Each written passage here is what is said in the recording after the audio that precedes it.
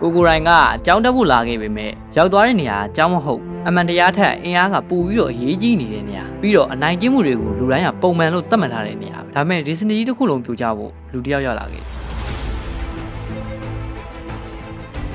ဇလိုင်းရဲ့ဘိုင်းထဲမှာတော့ online ပေါ်မှာပြန့်နှံ့သွားတဲ့ဂျွန်အောင်ရဲ့ပြဿနာကနေစတင်ထားပါတယ်။သူနဲ့သူ့ငယ်ချင်းတွေကတခြားကျောင်းသားတွေကိုအနိုင်ကျင့်နေတဲ့ဗီဒီယိုတွေပြင်ဟွာချင်းကအဲ့ဒီအနိုင်ကျင့်နေတဲ့လူတွေကိုပညာပေးဆုံးမနေတဲ့ဗီဒီယိုတွေပါအင်တာနက်တစ်ခွင်မှာပြန့်နှံ့သွားခဲ့ပါတယ်။ပြည်သူလူထုက ERPP ကိုချီးကျူးနေကြပေမဲ့ကျောင်းသားအခွင့်အရေးတက်ကြွလှုပ်ရှားသူတွေကတော့ဒီအဖွဲ့ကိုဖျက်သိမ်းပေးဖို့တောင်းဆိုလာကြပါတယ်။ကန်ဆော့ကတော့ကျောင်းသားတွေဗီဒီယိုရိုက်နေတဲ့အချိန်မှာအနိုင်ကျင့်နေတဲ့လူတွေကိုအပြစ်ပေးရမလားဆိုပြီးတော့ဟွာချင်းရဲ့မစင်မကျင်လုပ်ရက်ကိုနောက်ပြန်ပြီးတော့အပြစ်တင်ခဲ့ပါတယ်။သူဟာသတင်းတောက်တွေနဲ့တွေ့ဆုံနေတဲ့အချိန်မှာတော့ ERPP အဖွဲ့ကိုဖျက်သိမ်းတော့မှာမဟုတ်ဘူးလို့ညှင်းဆန်ခဲ့ပါတယ်။ကျောင်းထဲနိုင်ကျင့်သူတွေကြောင့်ပညာရေးစနစ်ကြီးကထိခိုက်နစ်နာနေခဲ့ရတာဖြစ်ကြောင်းသူကဖြေရှင်းခဲ့ပြီးတော့တနိုင်ငံလုံးမှာရှိတဲ့အနိုင်ကျင့်ဗိုလ်ရသူမှန်သမျှကို ERPP ကအပြစ်ပေးသွားမယ်လို့လည်းကတိပေးခဲ့ပါတယ်။တပတ်မှာလည်းတိုက်ခိုက်ပါတီဝင်တွေကကန်ဆော့ကသူ့ရဲ့ပါတီဝင်ဖြစ်တဲ့ဂွမ်ဖီနဲ့ဘလို့သဘောထားကွဲလဲခဲ့လဲဆိုတာကိုဆွေးနွေးနေကြပါတယ်။နိုင်ငံရဲ့ပညာရေးပေါ်အထူးလေးပမှုတွေကြောင့်အနာဂတ်မှာ ERPP ဖွဲ့ကသူတို့အတွက်ပြဿနာကြီးတည်းဖြစ်လာနိုင်တယ်လို့လည်းဆိုနေကြပါတယ်။အဲဒီနောက်မှာတော့ဇလန်ကကျောင်းထဲရောက်အောင်ပြောင်းလာတဲ့ဘုံကျောင်းတယ်ဆိုတဲ့ကျောင်းသားလေးစီကိုရောက်သွားပါတယ်။ဒီကျောင်းကအနာဂတ်လူမိုက်တွေကိုမွေးထုတ်ပေးတဲ့နေရာတစ်ခုအဖြစ်နာမည်ဆိုးနဲ့ကြော်ကြပြီးဆရာအများစုကလည်းရှောင်ဖယ်ညင်ကြတဲ့ကျောင်းတစ်ကျောင်းပါ။ကျောင်းထဲက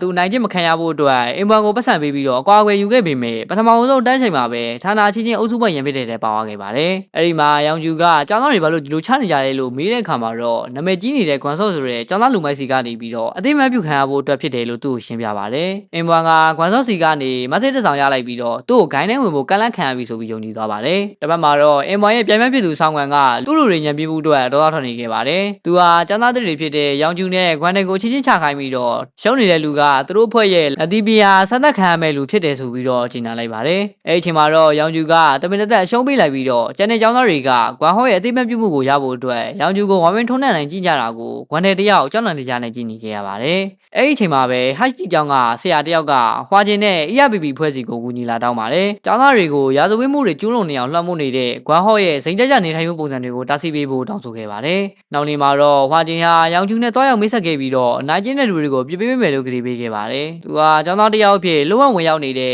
ERPP ရဲ့ဒုတိယညွှန်ကြားရေးမှူးခေါင်းထဲနဲ့တွေ့ဆုံခဲ့ပါတယ်။ကျောင်းထဲဟာအဖွဲ့အတွက်တက်တဲ့ထောက်ထားတွေစုဆောင်းနိုင်ဖို့အတွက်သူ့ကိုယ်သူနိုင်ကျင့်ခံရဖို့ဒီဆုံးလုပ်ခဲ့တာပါ။ဟွာချင်းကကျောင်းထဲကိုမင်းပြေးနိုင်လားလို့ပြောပြီးတော့ကျောင်းသားတွေကိုရန်စခိုင်းခဲ့ပါတယ်။ကျောင်းသားတွေစုယုံပြီးအားကစားဝင်းထဲရောက်ရှိလာတဲ့အချိန်မှာတော့သူတို့ကိုဟွာချင်းကထိုင်ခိုင်းပေမဲ့ကျောင်းသားတွေကနားမထောင်ခဲ့ကြပါဘူး။ဟွာချင်းဟာဒီခက်မှတွေကထွက်သွားခြင်းရင်သူ့ကိုအနိုင်ယူသွားဖို့စိန်ခေါ်လိုက်ပါတယ်။ကျောင်းသားတွေဟာသူ့ကိုဝိုင်းအောင်တိုက်ခိုက်ကြပေမဲ့နောက်ဆုံးမှာတော့ဟွာချင်းတယောက်ထေးကပဲအားလုံးကိုနိုင်ယူသွားခဲ့ပါတယ်။အဲဒီနောက်မှာဟွာချင်းကဆုံးရှုံးသွားတဲ့စာတင်ကြီးတွေကိုအစားထိုးနိုင်မှုအတွက်မနက်6နာရီကနေည8နာရီအထိတင်းကျပ်တဲ့အတန်းချိန်စရာတစ်ခုကိုကျင်းပလိုက်ပါတယ်။ဆရာရောက်လာတဲ့အခါမှာတော့ကျောင်းသားတွေကသူတို့မှဖတ်စာအုပ်မရှိကြောင်းအကြောင်းပြလာကြပါတယ်။အဲဒီအချိန်မှာပဲဟွာချင်းကသူ့ရဲ့ပညာတွေကိုထုတ်သုံးပြီးကျောင်းသားတယောက်ကိုပညာပေးလိုက်ပါတယ်။ပြီးတော့သူဟာအချိန်မီမှတ်စုမကူးနိုင်တဲ့ကျောင်းသားတွေကိုလည်းအပြစ်ပေးမယ်ဆိုပြီးတော့ပြောခဲ့ပါတယ်။လက်တွေ့ကြံ့ကျင်မှုတင်ပေးဖို့အတွက်ဟွာချင်းကဒလန်းလုံးကိုကားခုံတော်စီခေါ်သွားပြီးတော့ကားတစ်စီးကိုပြင်ပခိုင်းခဲ့ပါတယ်။ဆောင်းဝမ်နဲ့အင်ဝမ်တို့ကတော့စပီပြဿနာရှာနေတော့မှာပဲ။အဲဒီခါမှာဟွာချင်းကသူတို့နှစ်ယောက်ကိုတကားမပါတဲ့ကားတစ်စီးပေါ်တင်ပြီးတော့ကျောင်းဝင်းထဲမှာကျဲလဲမောင်းနှင်ပြလိုက်ပါတယ်။ပြုတ်ကြမှာကိုအသေးလဲကျသွားတဲ့ကောက်လေးနှစ်ယောက်ဟာနောက်ဆုံးမှာအလျှော်ပေးသွားခဲ့ရပြီးတော့ကျန်တဲ့ကျောင်းသားတွေကတော့ဟွာချင်းကိုသဘောကျလေးစားလာကြပါတယ်။တစ်ဖက်မှာလည်းဂန်ဆော့ရဲ့နိုင်ငံရေးပြမြတ်က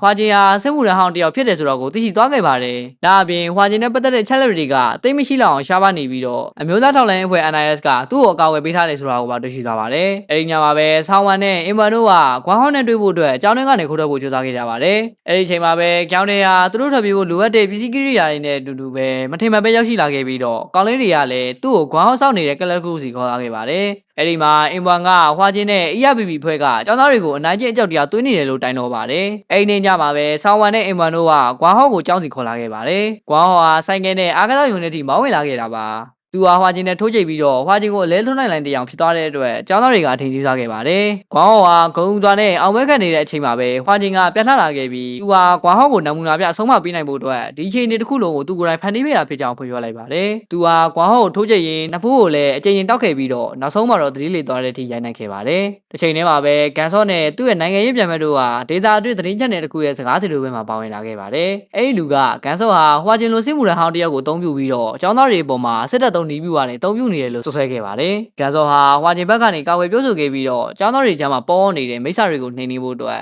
ERPP ကသူ့ကိုအသုံးပြုနေတာဖြစ်ကြောင်းရှင်းပြခဲ့ပါတယ်။တပတ်မှာလည်းဟွာချင်းကကွမ်ဟော့ရဲ့လူမိုက်အပေါင်းပါတွေနဲ့ထိတဲ့ရင်ဆိုင်ရပါတယ်။သူတယောက်တည်းကလူမိုက်တွေရဲ့လက်နက်တွေကိုပဲပြန်သုံးပြီးအားလုံးကိုအလဲထိုးနေတာကိုကျောင်းသားတွေကစောင့်ကြည့်နေခဲ့ကြပါတယ်။ဟွာချင်းဟာသူတို့ကိုအားလုံးရှိမှနမူနာပြဆုံးဖြတ်ပေးလိုက်ပါတယ်။အဲဒီအချိန်မှာပဲဟွာချင်းကဆောင်းဝါနဲ့အင်ဗန်တို့ကိုသူတို့နိုင်ကျင်ခဲ့တဲ့ကျောင်းသားရောင်ယူရှိမှဒူးတော့ခိုင်းခဲ့ပြီးတော့မင်းတို့ရဲ့အချိန်တစ်စက္ကန့်နဲ့တခြားလူရဲ့အချိန်တစ်စက္ကန့်ကိုမနှိုင်းယှဉ်ဖို့နဲ့ဒီအချိန်တွေကအခုချိန်မှာဘာမှမဟုတ်ပေမဲ့နောက်၄-၅ ဆယ်နေကြတဲ့အချိန်မှာတော့တယောက်နဲ့တယောက်ဘယ်လိုနေရာရောက်နေလဲဆိုတာကိုစကားပြောသွားမယ်ဖြစ်ကြောင်းပြောပြီးတော့တောင်းပန်ခိုင်းခဲ့ပါတယ်။ရောင်ယူကမျက်ရည်ကြားလောက်တဲ့အထိဝမ်းသာသွားခဲ့ပြီးတော့ဟွာချင်းကိုကျေးဇူးတင်ခဲ့ပါတယ်။ဟွာချင်းကဆောင်းဝါနဲ့အင်ဗန်တို့ကိုစာတင်ဖို့ရည်ရွယ်ချက်မရှိရင်ကျောင်းဆက်မလာဖို့နဲ့တခြားလူတွေစာတင်နေတာကိုနှောက်ယှက်တာမျိုးတွေရပ်တန်းရပ်ဖို့တတိပေးခဲ့ပါတယ်။မကြခင်မှာပဲရဲတွေရောက်လာပြီးတော့လူမိုက်တွေကိုဖမ်းဆီးသွားပါတော့တယ်။တပတ်မှာလည်းကန်ဆော့ဟာ EFPP ဖွဲ့အနေနဲ့ဟိုက်ရှိကျောင်းကလူမိုက်ပြဿနာကိုအောင်မြင်စွာဖြေရှင်းနိုင်ခဲ့ပြီဖြစ်ကြောင်းကြေညာခဲ့ပါတယ်။ကျောင်းသားတွေကိုသူတို့ရဲ့တက်တူးတွေကိုဖျက်ခိုင်းခဲ့ပြီးတော့ကွာဟော့နဲ့တခြားရာဇဝတ်မှုကျူးလွန်တဲ့ကျောင်းသားတွေကိုလည်းဖမ်းဆီးရယူခဲ့ပါတယ်။ကျောင်းစည်းကမ်းအသစ်တွေအရဆေးလေးတောက်ခြင်းနဲ့ဆိုင်ကယ်စီးခြင်းတို့ကိုလည်းအတင်းကျပ်တားမြစ်လိုက်ပါတော့တယ်။ဒီပြည့်ရတွေပြီးမှတော့ရောင်ကျူတယောက်သူ့ရဲ့စာသင်မှုအပေါ်မှာအပြေးအဝအယုံဆိုင်နေသွားခဲ့ပါပြီ။အချိန်ထဲမှာပဲ